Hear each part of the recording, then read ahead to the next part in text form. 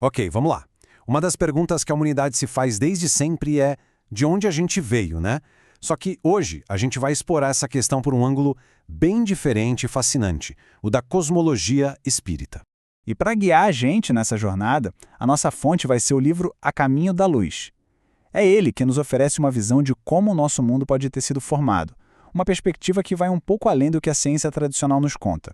Olha, o que a gente encontra aqui não é uma história de acaso, de um acidente cósmico, sabe? Pelo contrário, é um relato que fala de uma intenção divina, de uma verdadeira engenharia celestial, tudo orquestrado por inteligências muito superiores.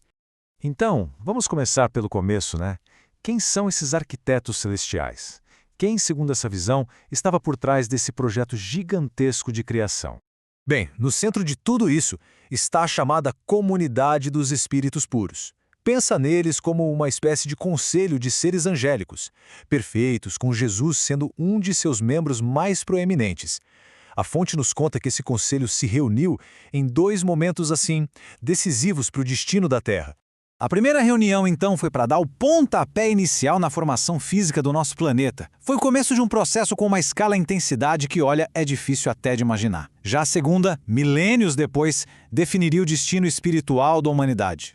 Agora, vamos tentar visualizar isso. Esquece aquela imagem da Terra como uma bolinha azul, calma e tranquila. No comecinho de tudo, nosso mundo era uma fornalha. Um verdadeiro laboratório de matéria incandescente borbulhando, cheio de potencial bruto. E olha, não foi um começo pacífico, silencioso. Pelo contrário, foi tipo um campo de batalha cósmico, onde as forças telúricas, que são basicamente as energias do interior do próprio planeta, se chocavam com outras forças primordiais, tudo isso para construir as fundações do nosso lar.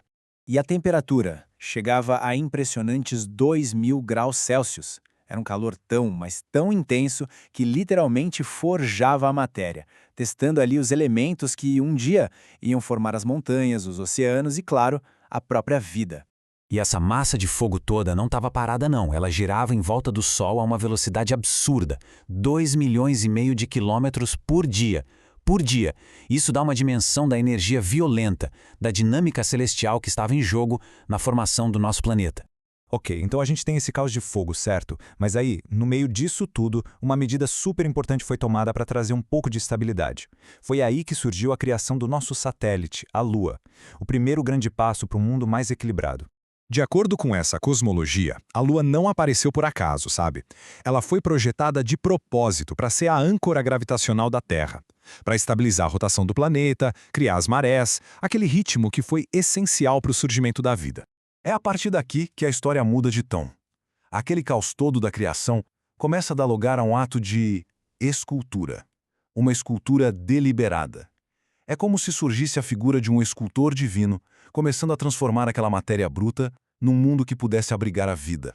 O texto usa uma metáfora linda para descrever isso. Diz que a misericórdia divina foi como um escopro, uma ferramenta de escultor, que começou a trabalhar nesse bloco de matéria informe.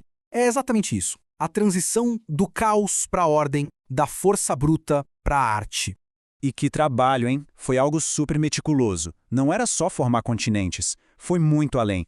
Envolveu definir as próprias leis da física, criar uma atmosfera respirável e até mesmo construir usinas de ozônio para nos proteger da radiação solar. Cada detalhezinho foi pensado. Então, com o planeta todo esculpido, o ambiente já estável, chegou o momento do toque final, o mais delicado e talvez o mais importante de todos.